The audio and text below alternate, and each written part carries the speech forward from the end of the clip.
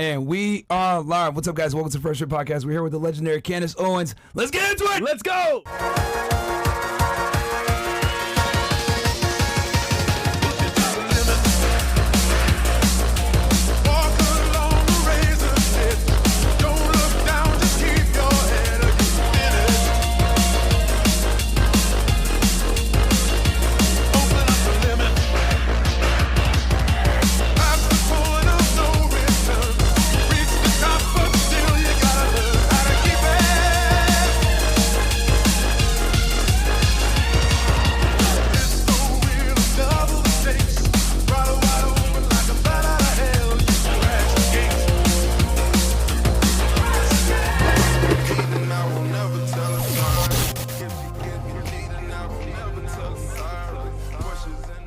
What's up, guys? Welcome to the FreshandFit Podcast, man. It is Friday, and we got a very special guest in the house. Probably one of the most requested guests we've had in a very long time. We got Candace Owens in the house. Yes. Candace, welcome to the FreshandFit Podcast. We're happy to have you. Thank you, guys. I'm excited to be here. Well, we know who you are. We support your work. But for those that live under a rock that might not know who you are, can you please introduce yourself to the people? Candace Owens. I'm a podcaster, a public speaker. I'm repping CT hard, right? We're repping Yes. CT hard tonight, Yes. since nobody ever says that. Mother first, also a wife. And yeah, I just tell people what I think. For whatever reason, we live in a society where people are not allowed to just say what they think, and everyone's trying to, castigate thought. So people have probably seen me on the internet. I think I'm trending on Twitter right now. You always are. For Always sure. trending. For something. So can you tell us a little bit about, you mentioned Connecticut earlier, but, people might not know your past. Can you tell us a little bit about your upbringing, what family life was like, and how you became the woman that you are today? Yeah, so I was born in New York, but then was raised in Connecticut.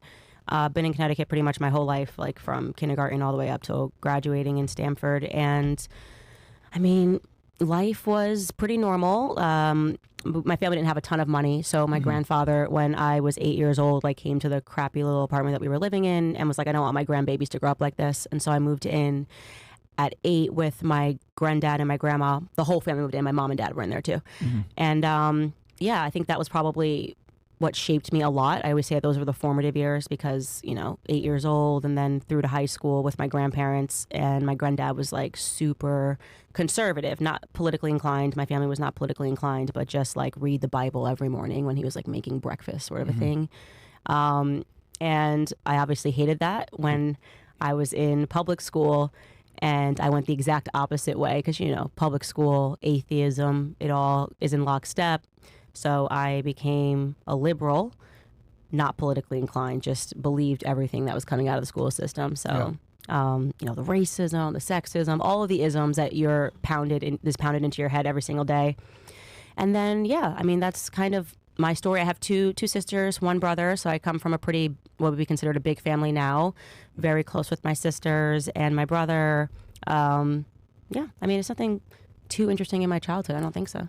And I went to high school right around the same time that you did, and I can definitely attest to the public school system in, Connecticut was super woke, very liberal, very, you're a victim, the man is evil and all this other stuff. And it wasn't also, because I grew up fairly liberal myself, it wasn't until I graduated from college that I started to see what the hell, this is BS. It's being conservative is not as bad as they try to paint it as. Right. When did you kind of, for me, it was after I graduated from college that I noticed this. Exact but for same. You, when was it? Exact same. I think once you're in the real world, you realize that a loser mentality will yield loser results. And if you're a person that's hungry and you want to be successful, it's not going to serve you to go around thinking that the world is out to get you, right? You want to be a part of the world. You want to be the purveyor of your own destiny. And so it just didn't work for me. I wanted to be successful. I didn't consider myself to be a victim. But my big aha moment was definitely, because I wasn't paying attention to politics, but was when Trump came down the escalator. I hadn't even voted, I was that much abstained from politics. But then because I grew up listening to hip hop, watching them go from everybody loves Trump, hip hop world, everybody, he's this icon of status, and Jay-Z and Beyonce are sipping poolside at Mar-a-Lago. I mean, if you're listening to music, it's Trump's fine. And then just like that, a drop of a hat, they were like, no, actually he's racist. He's wants to own slaves. I was like, what? He definitely hates all black people. He wants you back in chains. I was like, the narrative flip was too aggressive for me not to kind of pop up and be like, what's actually behind this? And then I made a couple of YouTube videos talking about that, and they went viral, and people were essentially calling me a coon, Uncle Tom, just for daring to think outside of the matrix. And I'm very stubborn. So if you're going to tell me that I can't be myself, that's my number one thing. I listened to way too much Kanye music growing up. So as soon as you're going to tell me that I can't be myself, I'm going to be the biggest myself that you've ever seen. I'm going to make you hate how much of myself I am. And I think I've done a very good job of doing just that. There are a lot of people that hate me for daring to be myself, Oh, yeah. You've definitely done some things that take a lot of courage. I'm going to talk about that here in a second. But you started also something called Blexit. Can you talk about that a little bit? Because, again, coming from Connecticut, it's a blue state, right? And everyone that's colored there, minority, they vote Democrat. They say fuck the rich people. Because people think that, all of Connecticut is rich. No, that's concentrated in just a few towns on the shore, guys. Connecticut, actually, if you look at most people that are blue-collar workers, are not as rich as you think they are. You're thinking of Greenwich, Clinton, these towns right on the, on the water. What kind of stimulated you to create Blexit, and what was the ideology behind it?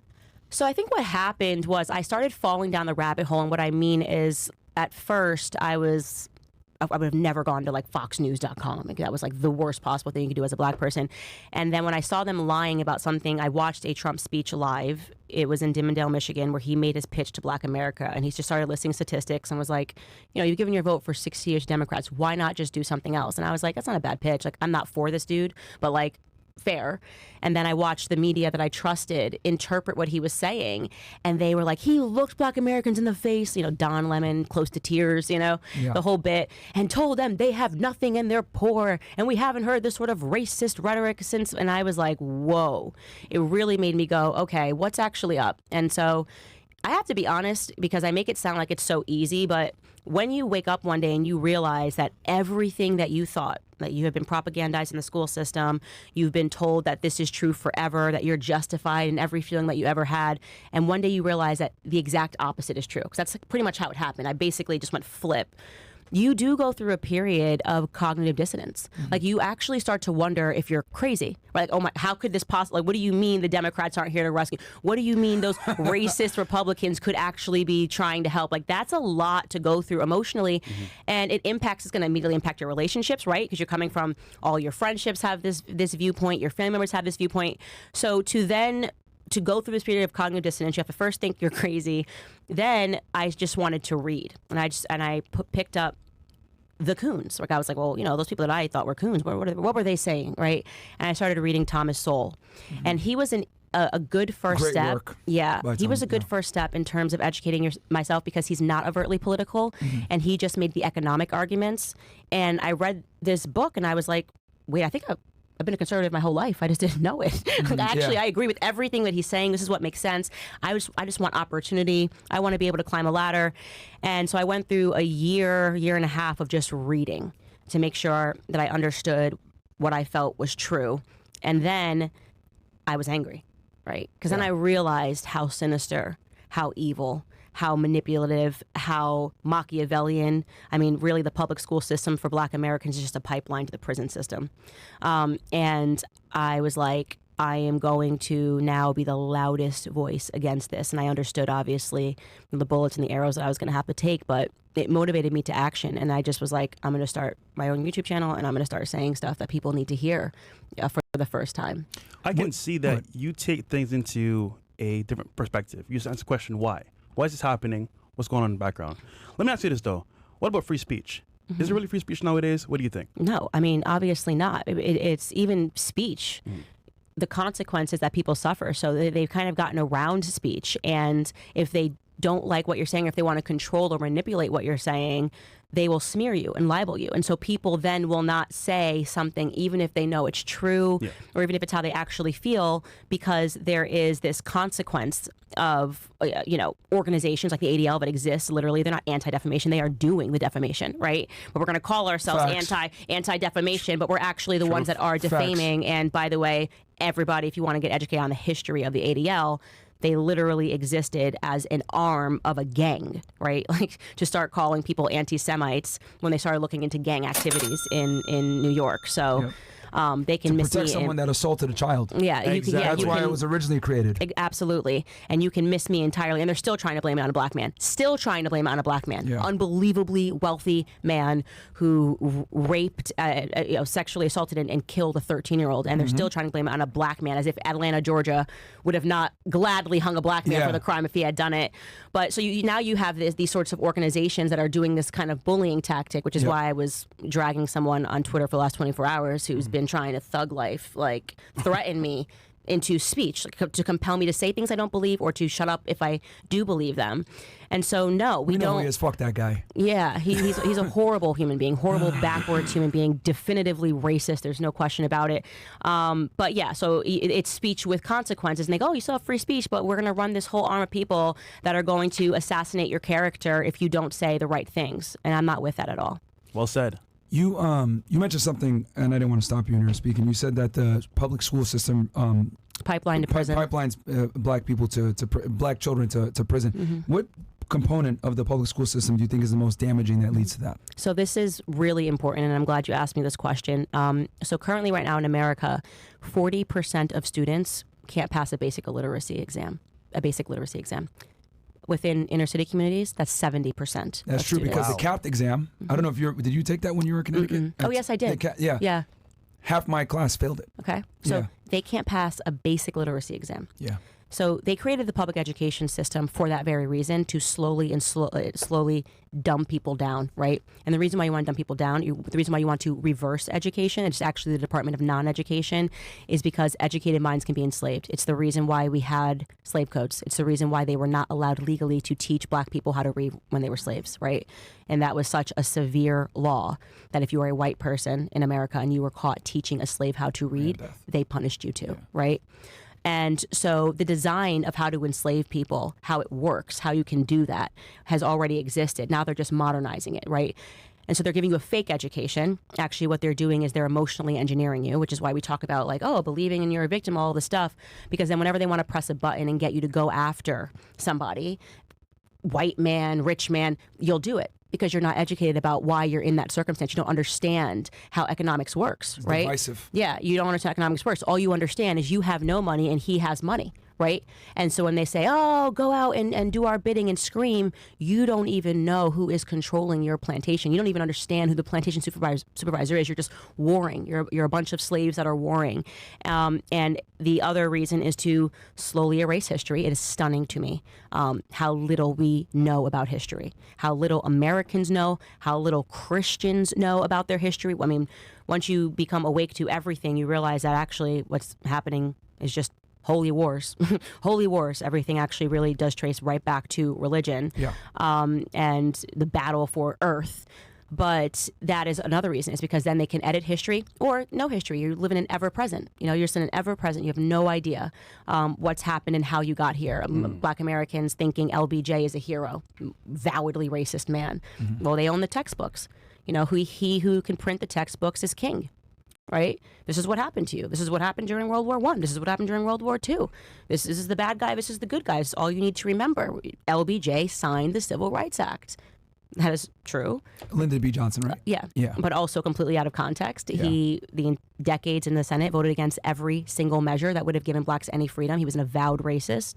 He said, I will have those N-words, hard R, voting Democrat for the next 200 years. He signed the Great Society Act along with it to enslave black Americans to the Democrat plantation. And he was forced to sign the Civil Rights Act because of the America was just on fire. JFK had just died. There was riots. There was protesting.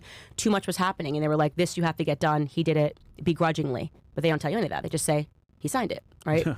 Not to mention he forced a bunch of military people on the U.S.'s liberty to sign a non-disclosure, not talk about them being attacked by a certain place. He also, I just learned this actually over the PBD podcast, intentionally drafted black men to Vietnam. And so he just was so racist, and yet black Americans think, yay, that's when we got our freedom. Nope, that's actually when we were enslaved, re-enslaved. He wanted Kennedy dead. They never got along either. Yeah. He didn't like Robert F. Kennedy either. Wow. See, and this is the thing, like, no one talks about this stuff in history books whatsoever. No one knows Not this in stuff. school, at least. But hell no. They would never tell you this about Lyndon B. Johnson, but they... We just don't know who shot JFK. Yeah. Oh, okay. Oh, okay. Okay. Oh man, Candace knows what's up, yeah, man. Candace knows what's the buzz, man. JFK's like, I'm going to shatter the CIA and throw him into the wind, and then he ends up dead, and you're like, I don't know. The CIA just doesn't know who did it. I don't know. Damn, they fucking know. They know. You know, Alan Dulles, the original CIA director, didn't like Kennedy. Kennedy had a lot of enemies. Yeah, we need a Rumble-only episode with Candace. We're really deep into this, man. We can't stand on YouTube, but man. So it's funny. I say it on my show, and I'm on YouTube. I mean, I just don't care. I mean, these people are criminals. It's a criminal enterprise that's running the country, and they're using tactics of blackmail. Everyone can see it now. I mean, the Diddy lawsuit, the Jeffrey Epstein stuff, it's all the same. This is how they've been able to control people. Did you guys read through that Diddy lawsuit? Yeah. I want to get your thoughts. I know we've been looking at it. I know you've been doing a deep dive. Everyone's Diddy from all fronts, literally. Yeah, like crazy. What's your thoughts? What are your thoughts? I mean, if the person, like, listen, anybody can file a lawsuit and it can be frivolous. With the pictures, the photos, the thing that he showed saying I was in next door in the bathroom and he's allegedly, protect me, YouTube, you know, that Diddy and his son shot someone, and then like this is the guy that you called to clean it up, and then he like had the photos of obviously the shooting took place inside, and then he says this guy comes, he gets the LAPD to come and write a fake report, and the LAPD said that the person was shot outside in a drive-by, and then he showed how the news reported on it and said, oh, drive-by shooting at a recording studio. That's crazy. Yeah. Like absolutely crazy. And I mean, then you realize that that person that you're supposed to call was the same person that was there, one of the only people there when Michael Jackson died. Like scary stuff. Oh yeah. Scary stuff, you know? And it rings exactly like the Jeffrey Epstein stuff, where you understand that they're getting, this person is alleging that you drug people, you know, you get invited to these parties and you invite underage girls that you know are underage, you invite guys, you groom them for homosexuality. Freak offs. And then, freak offs, as he called them, and then get them on camera doing this stuff, and then you own the person. And I'm like, that makes sense to me. It really does make sense to me because... Compromise and control. Yes. Because I'm like, what on earth is even being sold to Black America right now? This isn't even our music. And like, who's controlling that? Like, who's making them produce this kind of filth and putting it out there? So it's interesting. It's definitely something worth following. I always wondered though, like, what would be... I guess maybe to control them from a musical standpoint, hey, I own the masters, I own whatever it may be. Because, I mean, we know why Epstein did it, right? Epstein did it. We know he was Mossad. It is what it is, right? He was intel for a certain nation. But with Diddy, it's like, all right, you already got Bad Boy. You're already making a bunch of money. You've been doing this for a very long time. Is there really a need to be doing this? But I guess at that point, it's like, oh, I get all the girls I want. I have all the money that I want. Let me just explore new things. Well, don't forget, the documents also said, like, heavily implied that he was having a relationship with the CEO of Universal. Lucien Grange. Okay. Yeah. And that's pretty scary stuff. That's all I'm saying. So His partner, Clive Davis. They weren't saying that like Diddy was at the top. Yep. He was saying that all of the execs were in on it and were sanctioning Diddy to do this. Like Diddy's kind of Middleman?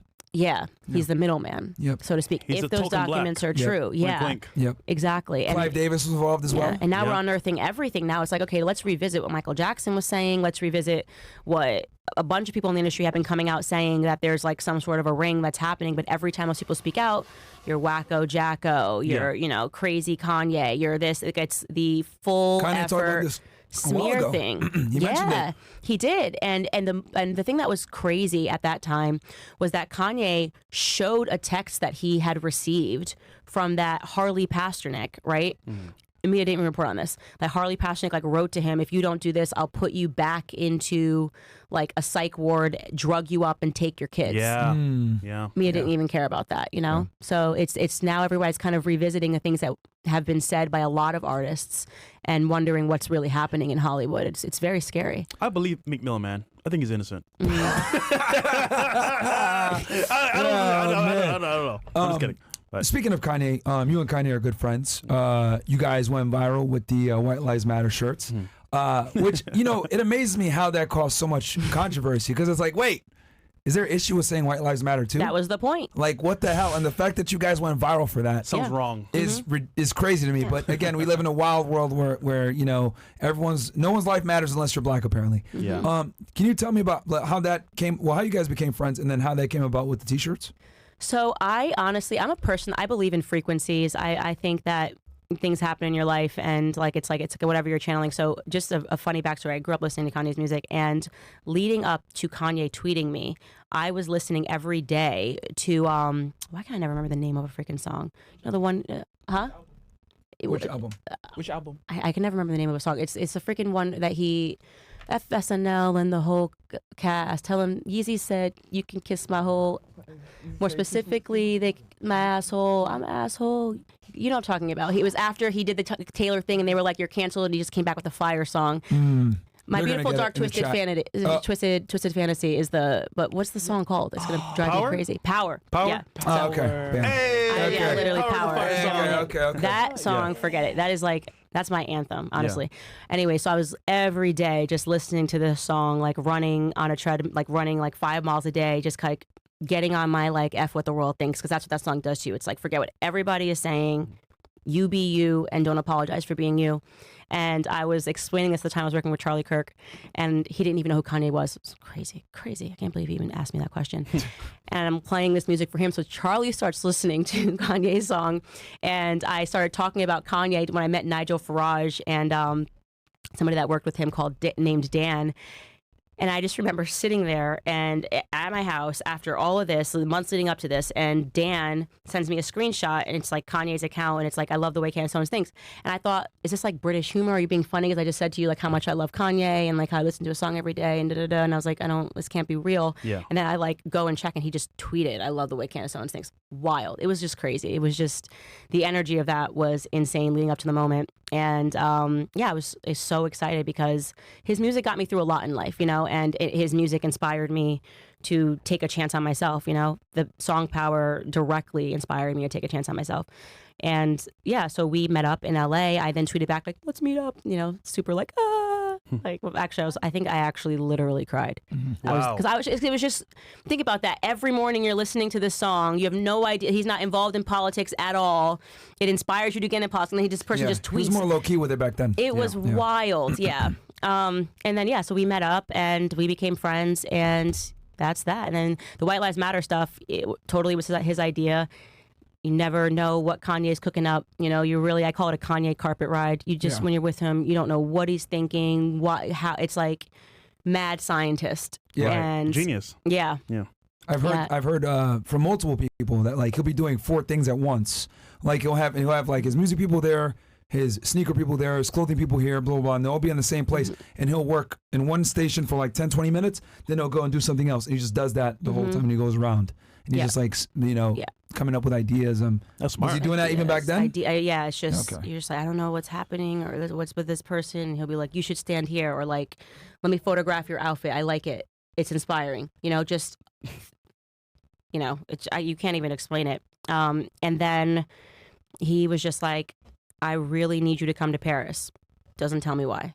I think, he's doing his clothing line. Doesn't tell me why at all. And then when I walked in and we jumped on a plane and went over there, he just had the shirt and was just oh. And I instantly understood it, obviously, because this is the whole point. You keep saying, you keep patronizing Black Lives Matter.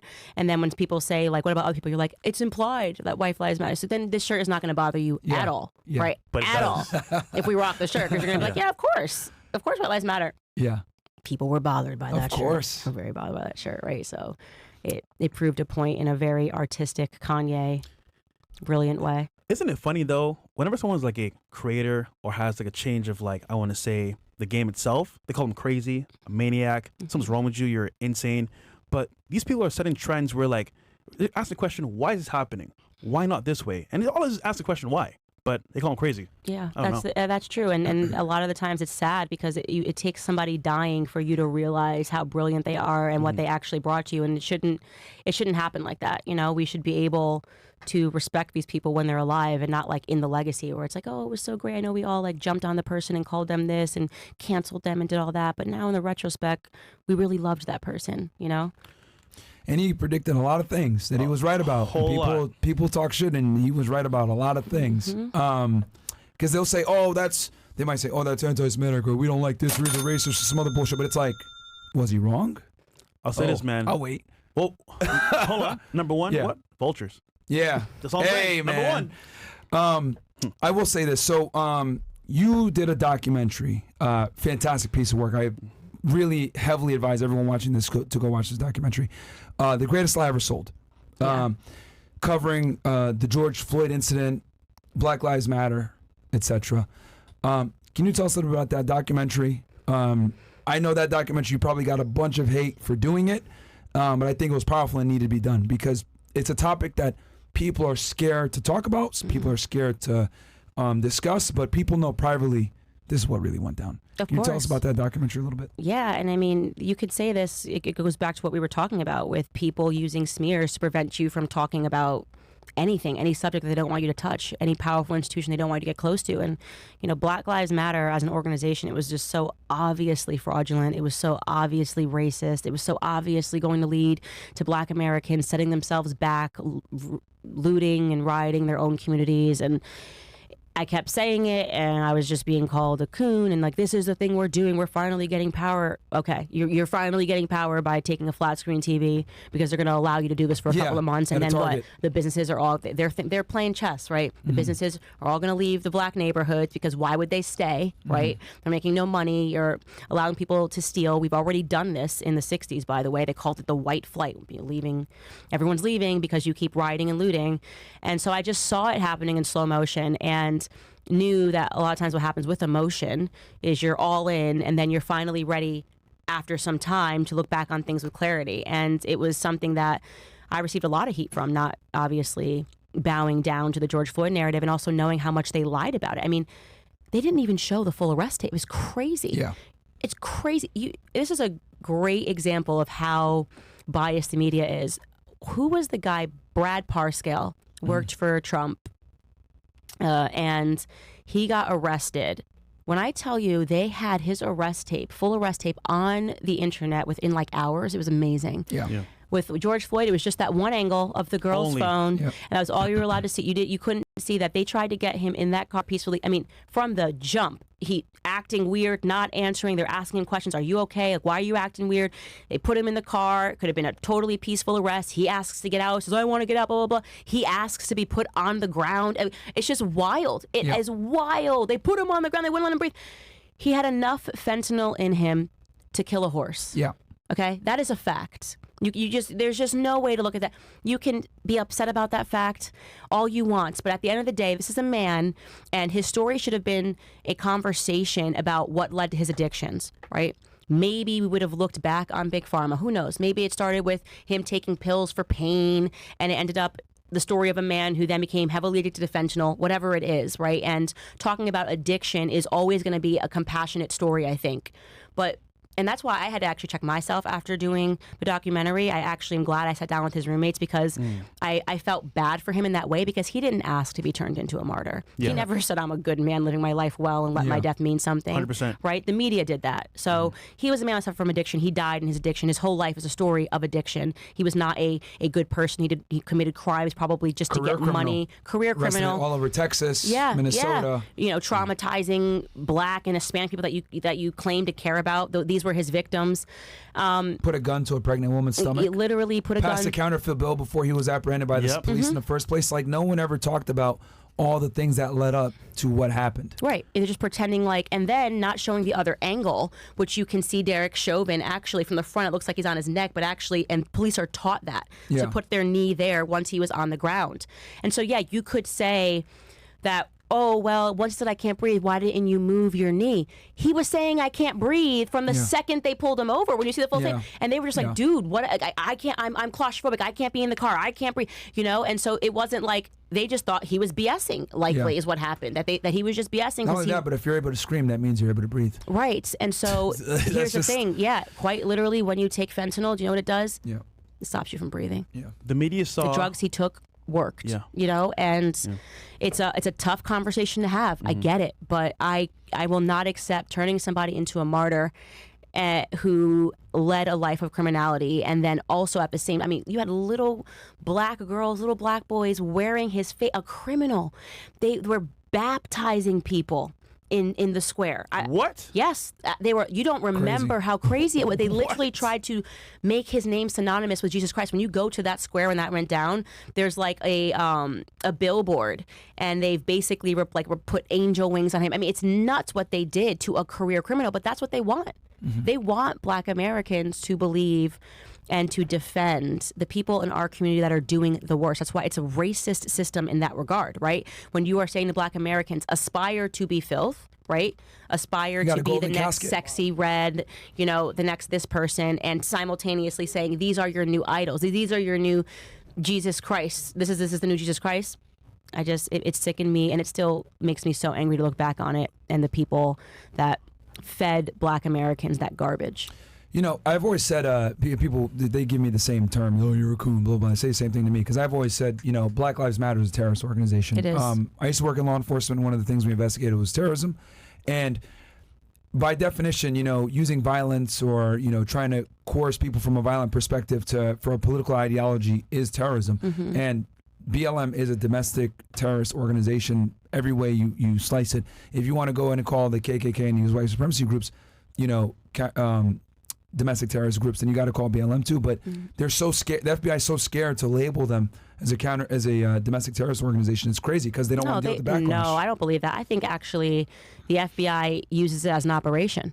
Like they support it because it's their op. You know what I mean? Like you think it's just like overnight every single news channel was suddenly interested in this arrest? Like come on, it was a total op. It was so obviously an op. They were suppressing, trying to find out any real information on the case, not releasing the body cam footage. I mean, everything that happened shows you that the government was different complicit. Coroners doing the autopsy. That was weird. The government was complicit in the narrative, and they wanted that disruption because it helped to foster an environment in which they thought, well, now no Black person is going to support Trump. I mean, there was so much going on. We were in an election season, and so lockdowns.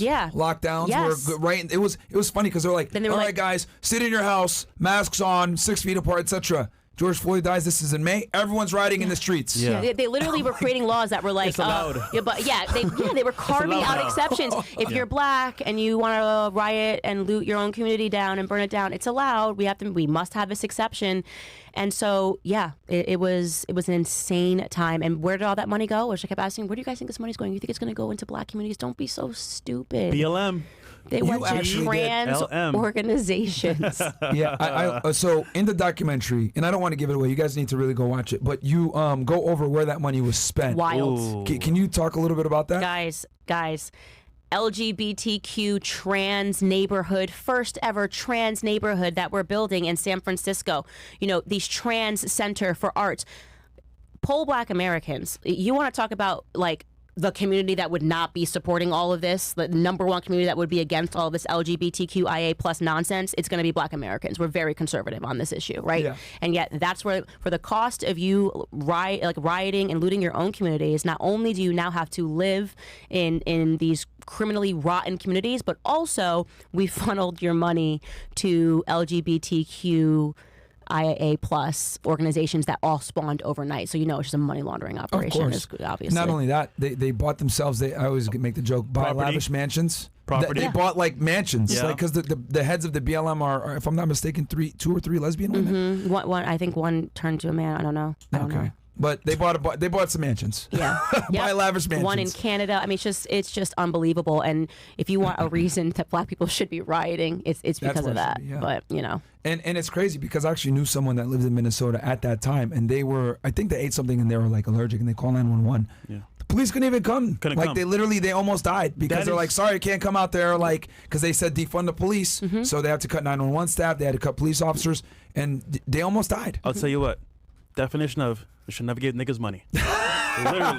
Just saying. No, but it wasn't even, they never got the money. It was like, never give Patrice Cullors money. That's the crazy thing. And it's unbelievable. And yes, it was 100% the Democrats that were supporting that. And I think there is a deep-seated hatred that they have for Black Americans. That's the one I can't figure out. It's always Black Americans. Like they're always experimenting on Black Americans, you know, whether it's our bodies, Tuskegee experiment that happened, or whether it's our minds, it's Black Americans that suffer first, that they're trying to encourage to be illiterate by putting up these people as idols who definitely should not be idols in the Black community, like Sexy Red. It's always Black Americans. Yeah. So whatever. The worst role models. Meg Thee Stallion. Yep. It's there's a hatred for Black America.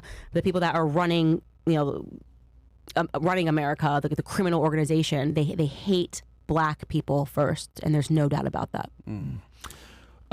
With the documentary, how long did it take you to film it, and what was some of the backlash that you dealt with that? Because I could only imagine. We filmed it. It took about, you know, I moved quick, so we were like just maybe like 4 to 5 months to film it. You guys did it in the winter too. Yeah, and I was freaking pregnant, which is why that Patrice thing was so funny when she pretended like I was attacking her outside. I was 8 months pregnant. It's like, you're not getting attacked by anyone.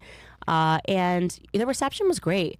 You know, I do think, like I said, with time, the scale kind of falls from people's eyes. BLM, the organization, blocked me, of course, because once you start looking into where the money is. But Black people were receptive to it once they saw it, and it was being shared on a lot of the like highly traversed Black blogs that are on Instagram, and they were pretty outraged. And now you can see people are saying, yeah, Candace was right. She told us about this. She told us about this. You can see that the Black community has moved a lot from when I first appeared on the scene to now, and I'm really grateful for that, you know? Well, slowly people are waking up, and I think that's America as a whole. They're starting to see, like, you know, fake news, mainstream media lies about a bunch of stuff, a bunch of things that we were told are not true as they try to say they are. History has been rewritten by the winners a bunch of times. Like people are kind of like getting an alternative look, and thanks to, you know, platforms like Rumble, etc. Like people are able to do that. So, and X, right, being with Elon, you know, kind of getting rid of all the censorship. You were gonna say something? How do you handle hate? I think a lot of people, like for example, we had some girls coming on the show like later on today, and I asked them, Candace is coming. What are your thoughts? Have said, she's talking the truth. I like her a lot. I said, we hate Candace. How do you deal with hate? I just don't deal with it. I think people have me mixed up. I just told you, I listened to Power on repeat for like way too long, right? So if you want to get into my head, you should listen to Power, right? If you think I'm spending time reading comments about how much you hate me, my life is great. Thank you. Amazing. I am saying what I actually believe to be true. People are responding to that. I have a husband who loves me, children who love me. They're really cute. Like, you know, not that it'd be different if they weren't cute, but my kids are really, really cute. And that's it. That's when your family life is intact. Do you think I go to the internet for my sense of security? Like, oh my God, let me see what Rabbi Shmuley thinks of me. You know, said nobody ever. Right? Said nobody literally ever. So I just do not care what the haters think. I wish them well, and I think a lot of times, gratefully, the haters do eventually become lovers, because when you're on the side of truth, eventually people get there, right? And so it feels good to be like, yeah, I was right about that. I was right about that. I was right about that. But I'm happy because I want people's lives to change, and for them not to accept this cancerous victim narrative that's being fed to my people who hate them. Again. Speaking about the whole George Floyd situation, if I'm not mistaken, there was a civil lawsuit that was kind of independent of the case, but something else was going on, and one of the prosecutors, I think, had to testify, and she said something on the stand about that George Floyd died from fentanyl overdose. Even she said it. Yeah. No, Like, that was people did didn't you even hear get to about see the court case. That was it. The media was quite literally just showing you him one angle, dying over and over again, because they wanted to propagandize that, and you actually got no facts about that case. And like the doctors that testified of what would happen, how much fentanyl it takes to kill a human, and how much he had, it was just insane. That wasn't covered. Like they didn't cover that angle, and then the fact that like this was literally a couple months ago. I think it was when we were in Vegas. Well, like literally the prosecutor testified in this civil case, and it came out that like no, he died of fentanyl overdose, or even one of the prosecutors admitted this. I was like, what the hell's going on? Like, I don't know. Chauvin has a pretty good shot at you know, trying to maybe get this thing thrown out. But yeah, people should be rioting outside for what happened. It's a very scary thing. Yeah. When the justice department can do something like that, you know, and it could be any of us. This is why I fight this sort of stuff, because it can happen to you. Yep. It can happen to me, You got right? stabbed in prison you just too. decide a narrative and get everyone against you, and it's not based on fact at all. That is why, like, I was the loudest voice consistently against the Me Too movement. Before it was popular, I got hit by conservatives and liberals when it first started trending, because they were like, oh, it's rape, so we can't possibly. I was like, these bitches are lying. Thank you. Girl, I know what you did. You slept with him because you wanted a job, right? You slept with him. This is like the oldest. This is prostitution. The prostitutes get a refund now. They get that's what Me Too was. It was prostitution refund. I don't like this anymore. Yeah, they were like, yeah, you know what? Yeah. I'm like, what? No. And I'm telling you, you go back and read the articles. I showed it on my show. I'm like, because I got hit by the left and the right. Even the right gets in line and then waits a little bit until it's comfortable to start saying something's wrong. It's like, no, it's always wrong to say that I'm going to believe your allegations because I'm with her, hashtag, or like believe women was trending. What a nut. It's insane. Like, just believe women. Women have never lied believe ever. all women, yeah. Just believe women. Blanket. No woman has ever lied in the history of the world. I'm like, what? Are you guys crazy? Like, What you said is so true. Nobody's safe. All it takes is one allegation to say, oh, he did this to me. From a woman, your career, your brand you're image done. is screwed. Yeah, you're done. Because you know what happens? Even if you're vindicated, they won't say, oh, we were wrong. Too bad, buddy. It's already out there. and they called me, what did they call me? Self. What's there's like a word they Self-hating. use? There's like you're self-hating women, but it's like internalized misogynist is what they called me. Wow. Like I hate women, That's and I'm like, going. no, they're always accusing you. It's because I refuse to hate men. You want to know why? Because I'm married to one. I have 2 sons, and so whatever world I fight for is going to be the world that they have to grow up in. And if you think that my son is going to live in a world where a woman can ruin his whole life by just saying like this happened and you're not, that's it. It's just one allegation and your life is over. Absolutely not. So that is why it's like they somehow make women think you're different from men. No, these are our brothers. These are our husbands. These are our friends. These are our eventual sons. And so I was not with Me Too from day one. Preach. Which case would you say kind of made you say, you know what? I'm second guessing this one. The first one. Actually, I was pre-Me Too. I was dogging Kesha, right? Oh, I was Oh, against damn. Me Too before they even knew what to call it. What do you remember, Kesha? Yeah. That was Okay. way back. Yeah, No, Kesha way back. Holy Let's hey. take it way back though, because this Yeah. situation was wild. Like, I don't like to call things like white girl feminism. Yeah. But I know why. I know why people do say that, because it's a special brand. It's a different brand, is what I would say. It's a Taylor Swift brand, where it's like, just believe what I say and don't question anything. Kesha, this girl. Okay? Tonight we're going hard. First off. Also, no. She said she woke up in the morning feeling like P. Diddy. Oh, yeah. Suspect already, right? She said. She brushed her teeth with a bottle of Jack. Okay, this might be a girl that sleeps with some men, right? It might be. Might be. She literally was just saying some things in her quotations that were coming there, like brush my teeth with a bottle of Jack. Okay. So I'm not going to just blanket believe you. I need to know if you were sober, what was happening. She gets in the back of a courtroom and she cries because she wants out of her Sony contract, okay? Yeah. And my goodness, every single Lena Dunham, Taylor Swift of the world was like, oh my God, this is what women are suffering. I'm like, what? She signed a contract and she has to finish out the contract. That's like how business works, right? But she wants out. So then she said that Dr. Luke raped her, right? Oh. She just went with the, like, oh, he raped me or whatever. And I was like, this is a lie. You just know, I am certain in my heart, I'm alleging this, that you slept with him because you can't sing and you somehow got a contract at Sony, right? So I can believe that you slept with him, but I'm not going to buy that you were raped, right? Yeah. So she lies, and then they made her a hero. She was on red carpets. They were like, this is her coming out, like, an album since, like, the Sony thing. Lady Gaga was crying with her. And then what happened that nobody likes to talk about? Dr. Luke fought for his reputation. Will never get a refund, so to speak, on how the media covered him. And then they did a deposition of Katy Perry because he got her text messages, and she texted Lady Gaga like, yeah, he rapes Katy Perry too. And this is why I like Katy Perry, because they brought her in for a deposition and she was like, nope. We weren't raped. Nope. Just like told 100% the truth. And then suddenly she pulls her lawsuit away. And obviously it's like, absolute garbage human being for what she did. But that's the thing. Once a man's reputation is ruined in that capacity, if he's quietly winning in the court case, but nobody's covering it. Nobody is covering it with the same vivacity. Can I bring up somebody else that we all know very well? Andrew Tate. Dude, I just want to say again, she said she brushed her teeth with a bottle of Jack. Yeah. Yeah, you already know she on some host shit for that also one. under Diddy, by the way, as well. Wake up in the morning feeling like P. Diddy. Coincidence? Why were you feeling like P. Diddy? Me as your me as a lawyer. Why were you feeling that like song's about P. partying Diddy? hard. That song's about partying hard. Tonight we're going hard. Hard. Yeah, that's like, come on, man. I have questions. What's going on, man? Sorry, I didn't mean to cut you off. No, it's fine. I just think as men, especially with influence in a platform, we could at any moment be under this same issue. And Andrew Tate, good friend of ours, awesome guy, went to his house. Yeah, we were there a couple weeks ago. You guys got to Bucharest? Yeah. Super cool family, cool people there. But to see what happened to him close to home was terrible. Yeah. He has cameras in every place in the house. You can see what's happening in real time. If he was a trafficker by chance, you would have seen everything there plain sight. But you know what it didn't show in court or anything like that? Footage.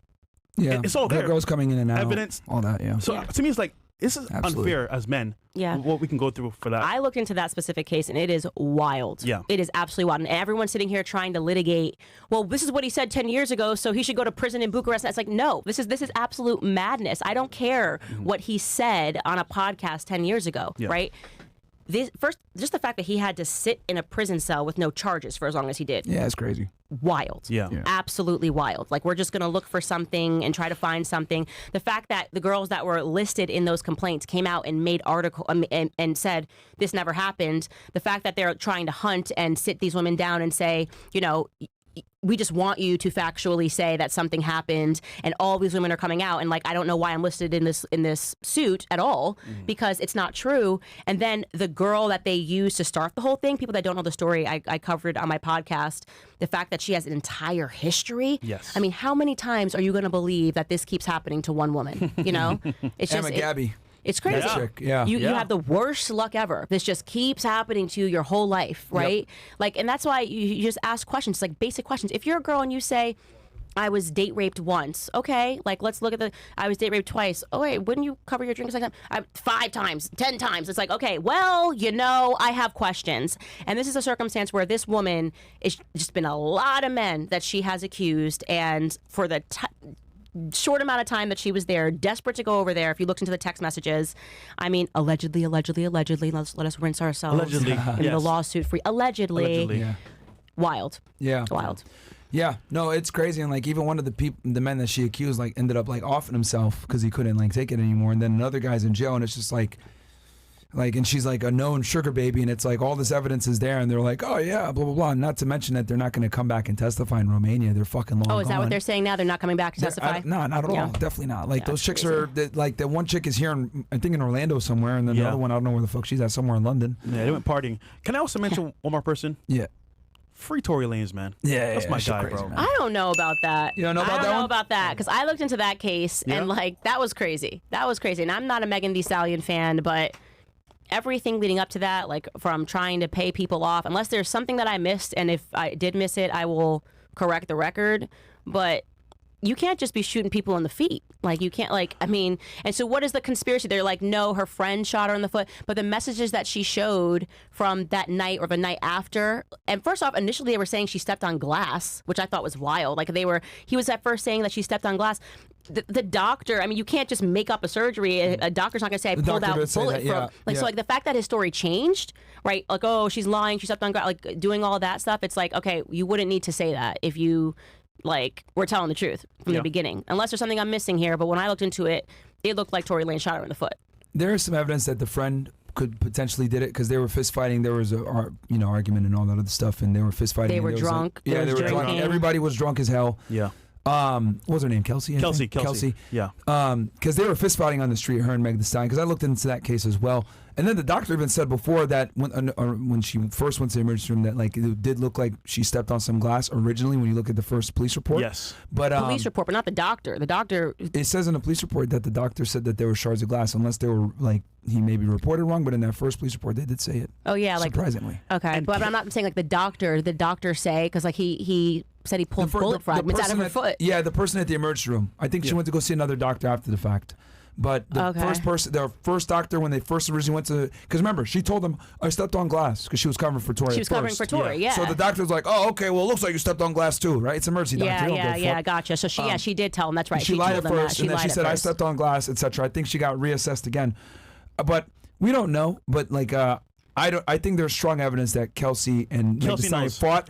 And then Kelsey shot her because when she took the Fifth Amendment on the stand, I was like, "What the hell?" So there's a story. But then why wouldn't Megan say that?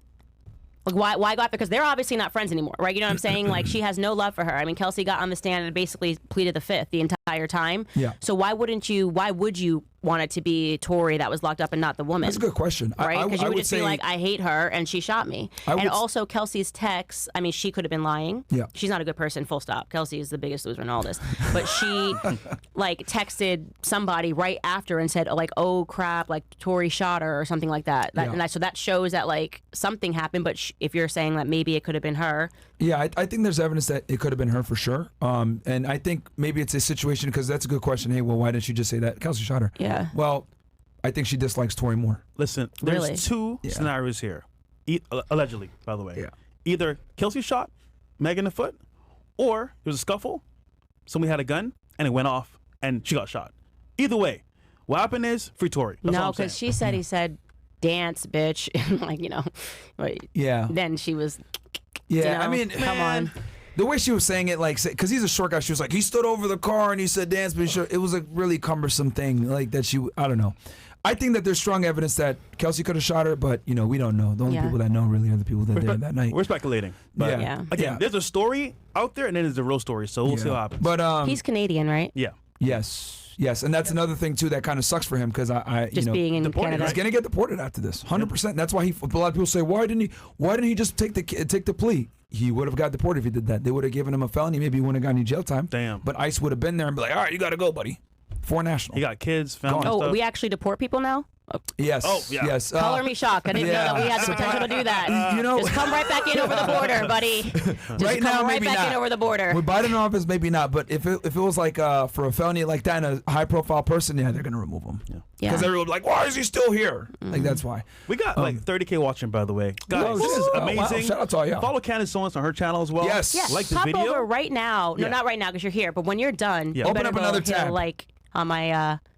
open up. Go support Candace, because a lot of people are coming and hating on her right now. Because you guys can see. Listen. She speaks facts. The truth, by the way. No lies told. We got some chats you want to do? Yeah, I could read some chats real quick. Guys, we're reading only 50 and up, obviously, because we're short on time. We want to make sure that we can get you all the after-hour show as well. W. Candace Owens. We got here, JTK goes, big W having Candace Owens on. Candace, loved your Tucker Carlson episode. So happy to see you on here. Shout out to Myron, fellow Connecticuteer. Shout out to Westport, Connecticut. What up, Fresh, Chris, Mo, Bills, and Angie. Thank you so much for the shout out to Westport, Connecticut, man. Right on Interstate 95, bro. We know where you're at. Nasty Stu goes, Candace, you are beautiful and intelligent. Everything I want in a black woman. Do you have a sister? I'm 40 minutes from Nashville. Dude, I have two sisters, but they still live in Connecticut, and they're both married. Bro. Yeah, I'm sorry. All taken. Joe, hey Myron, I booked a consult with you for 30 minutes. Pay 500, but never got a call. I'm out here. Okay, I'll hit you back. Don't worry, I'll check my email. We got you, Joe. Red Pill saying goes, WFNF, shout out to Candace for coming on the biggest podcast in Miami. What? No. Not? Okay. Huge ups to Candace. Okay, this is from Young Jeezy. Huge ups to Candace Owens. I appreciate what you're doing, and there are a lot of young women that look up to you. Even friends of mine, it's an automatic green flag when I see a young lady I might be interested in is a fan of yours. Thank That's you. good. That's actually good. That is a good test. That's a good indicator. We'd much rather see that than see women worshiping cliche online liberal influence. Please keep being an example of someone young women can look up to. Yeah, Thank you, Young Cheesy. If I had a daughter, you know what I'd tell her to watch? Candace Owens. Yes. Let's go. Guestly says, hey there, it's great to have you on the podcast, Candace Owens. I'm really looking forward to seeing you find some common ground. Maybe we can even develop a method that consumers of this RP content can adapt and apply. What do you think? I mean, I would say Candace is pretty base, guys. You guys just heard these tips must have came in from earlier. From way earlier. Sweet. And then FNFW Candace Owens is from Rumble. Yep. And then FNF Candace Owens. How do we get rid of the Pookies and the thugs? Stu Wayne, yeah, Candace.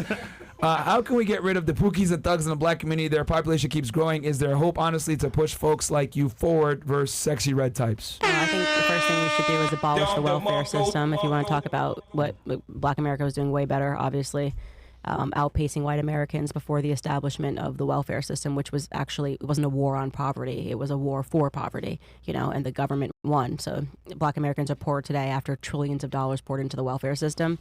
So that would be... They actually did better in the 1960s when racism was at its strongest. Yeah. They were more educated, they made more money, the communities were stronger, they had more black businesses, there was more black support. Like, it's crazy how with the Jim Crow laws and everything, it actually united them, and they were doing better than they are now. Yep. And it's interesting to me how, like, because again, people always, you're not even black, you can't talk on these topics. What I think is a ridiculous concept. You don't have to be a certain race to speak on a problem.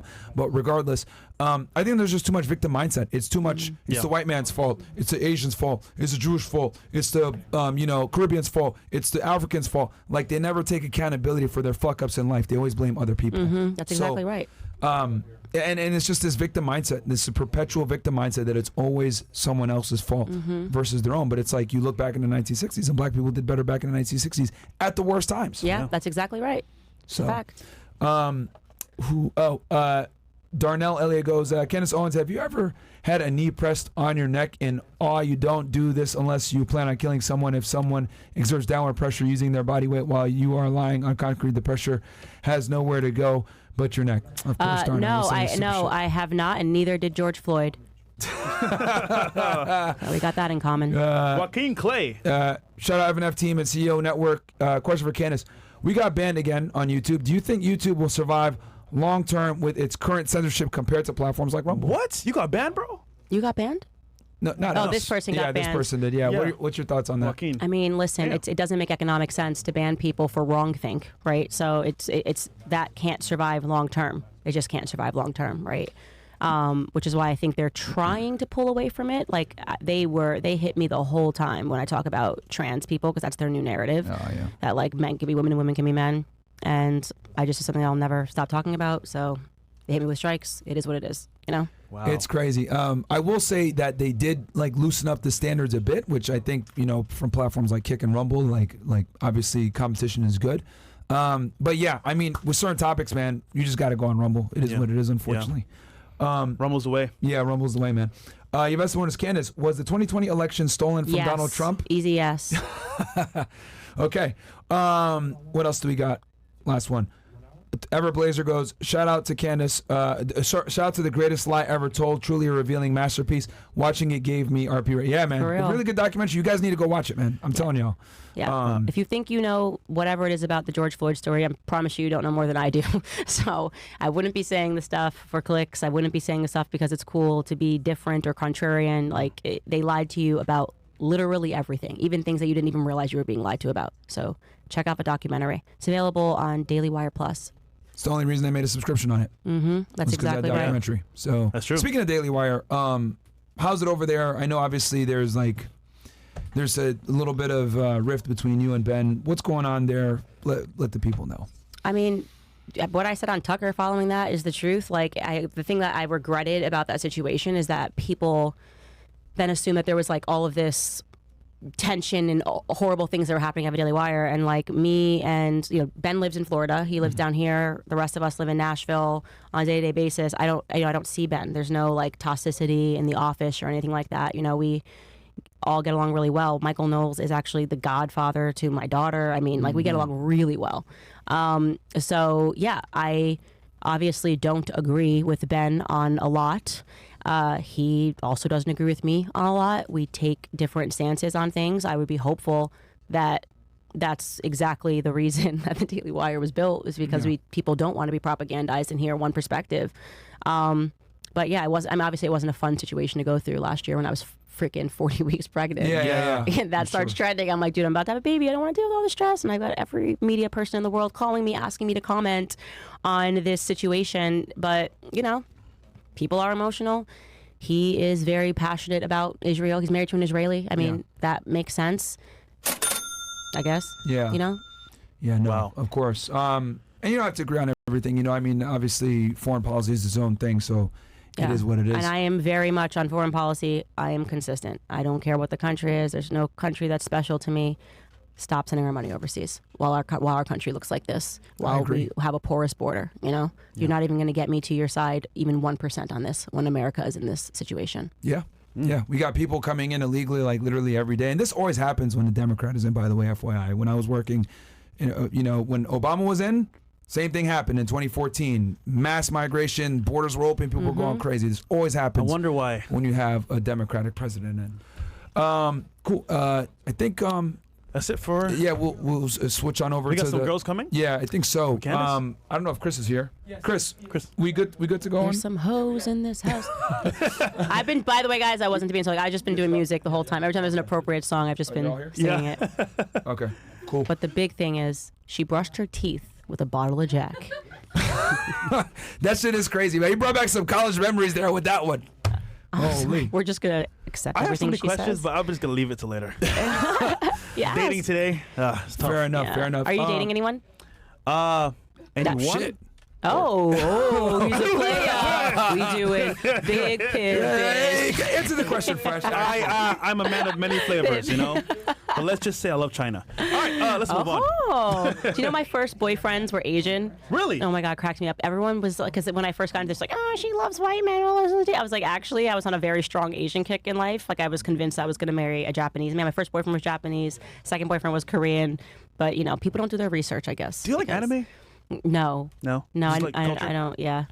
My brother used to draw Dragon Ball Z, though. Oh. Like a big part of Rest my in life. peace to Yeah, the creator of Dragon Ball Z. He died No, recently. I gotta Yeah, text literally my brother. yesterday. Yeah. Dang, I gotta text my brother. Yeah, rest in peace to him. Akira, oh my God.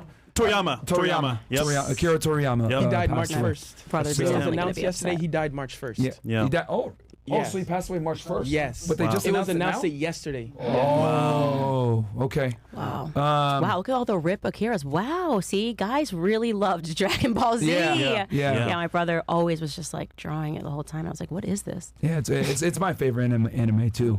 Our audience is a little bit older. They're like old in their 30s I and like stuff One like Piece. that. So. It's over 9. Okay, last two here. The best one this goes. Candace, what is your brutal, honest opinion of people you once highly respected. you once highly respected that that decided to receive a job? Listen, I actually very much I don't have an issue if you want to poison yourself. It's nothing, there's no problem to me. I have no problem with that whatsoever. My issue is when you start condemning people that don't want to poison themselves, right? And so for the people that did that song and dance, if you did it because you really thought it was going to save the world and you believed the media hype and we were all going to die, then you should say sorry. Like, we don't always get it right, all of us we're not perfect. But if you're not going to say sorry about it and you think we're just going to forget, it doesn't work that way. I don't like that kind of arrogance. And me, just to be clear, because I don't care that I'm called this, I am anti-vax, all of them. I produced an entire series on vaccines. Exactly what you saw happening with COVID is exactly how every vaccine on the schedule has been produced. They've lied to you about the history. They changed the diagnostic definition. Polio was never eradicated. I did years of research on vaccines, create an entire show. Also, women, please stop poisoning yourself with birth control. Learn the dark history there and how they experimented on Africans in Zimbabwe to make sure the purpose was to sterilize them. So all these women, I can't have one kid. I don't know what's going on. IVF.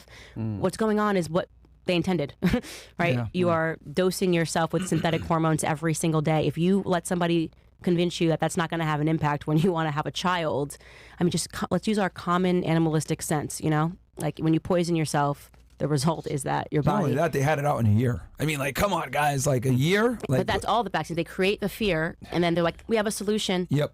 Here you go. To illnesses that were not problematic. I mean, the story on all of these vaccines is stunning, and I deep dived on all now of they're them. saying to treat it like the flu, which is what people were saying in the beginning. Yeah, the except- dissenters and in they the beginning were saying definitely it's just the created flu. COVID. They created COVID.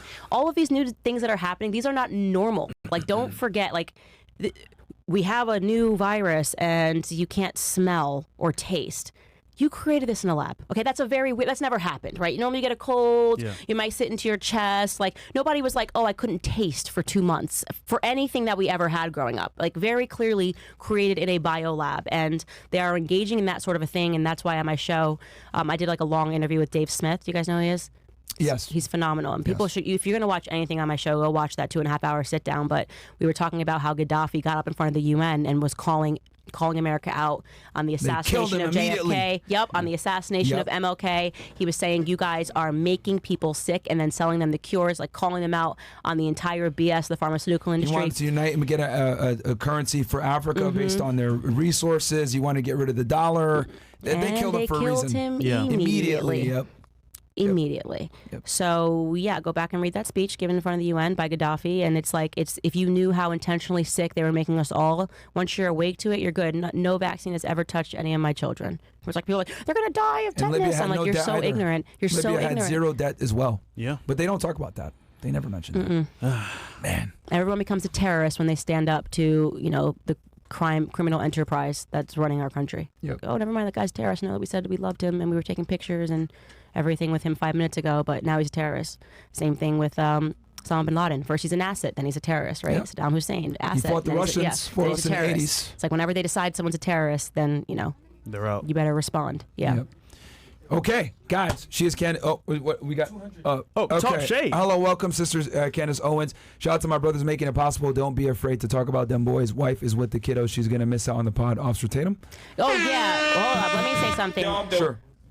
Brandon Tatum is, I love Brandon Tatum. He's a brother to me. Let me say something about his character first and foremost. Like, there are very few people when you get into politics that you can attest to their character. Give it 1 year, this person will be shaking their butt for this cause because they think that it's better to say things they don't believe. There has never been a person that has been more authentic, like from the time I started and people were attacking me, to like reaching his hand over the aisle, than Brandon Tatum. I know that you guys, for whatever reason, don't like him, but I just have to tell you, he We is just my disagree with some brother. of his points. He is my I don't hate the guy. brother. Like, I go traveling with him and his wife. Like, that's like, he's like my brother in this, like I call him, tell him, everything that's going on. So just out of respect for my relationship with Brandon Tatum, like, I can't have anything negative said about him because like I'm super loyal and Yeah, he's my problem. homie. No problem. We disagree on some points, but we don't hate the guy. Yeah, you guys should sit down. He's just dope. Wait, I'm yeah, telling I'd be you, happy to he's do it. really dope. Sure. Who is that? Brandon Officer Tatum. Tatum. I don't know who it is. Okay, don't worry. Okay. We both used to work in law enforcement, so we probably have some common ground there. I'd be Yeah. happy to sit down and talk with him. All right, and one day there, guys, we got some lovely ladies in the house, so we're going to be back in a little bit with Candace and some girls. We'll catch you guys back. Give us about I'll 30, have like 40 10 minutes. more songs. All right? All right. Peace, Peace. guys.